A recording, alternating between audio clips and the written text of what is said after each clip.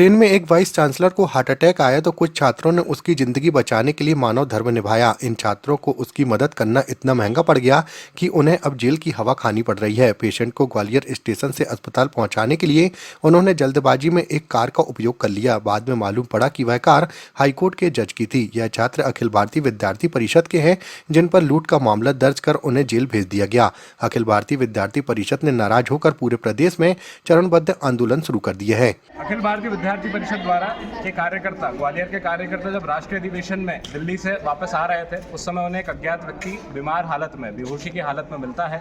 और ऐसे में जब कार्यकर्ता उसकी हर संभव मदद ट्रेन के अंदर उसे पहुंचाते हैं और जब ग्वालियर स्टेशन आता है तब कार्यकर्ताओं द्वारा उस व्यक्ति को ट्रेन से उतारा जाता है।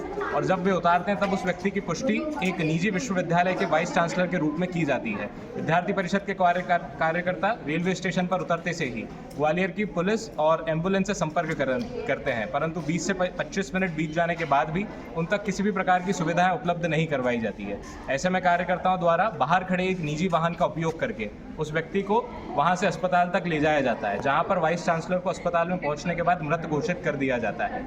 ऐसे में अखिल भारतीय विद्यार्थी परिषद के कार्यकर्ताओं को जब पुलिस उनके संपर्क में आती है तो तब ज्ञात होता है कि जिस वाहन का उन्होंने उपयोग उस व्यक्ति को रेलवे स्टेशन से अस्पताल तक ले जाने में किया था, वह वाहन एक हाई कोर्ट के जज का होता है, जिसके चलते पुलिस विभिन्न धाराओं के अंतर्गत एक उनके खिलाफ कार्रवाई करती है और धाराओं के चलते उनके ऊपर केस पंजीकृत कर लेती है।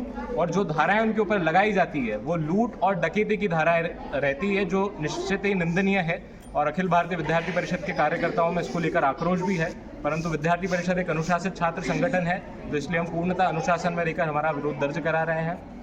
और इसी के अंतर्गत आज सहारनपुर इकाई के द्वारा हस्ताक्षर अभियान चलाया गया है, जिसके अंतर्गत आज इसी को लेकर सहारनपुर इकाई में हस्ताक्षर अभियान चलाया गया है, जिसके अंतर्गत विद्यार्थी परिषद के कार्यकर्ताओं ही नहीं परंतु छात्र छात्रा और आमजन द्वारा हम हस्ताक्षर उनके करवा रहे हैं।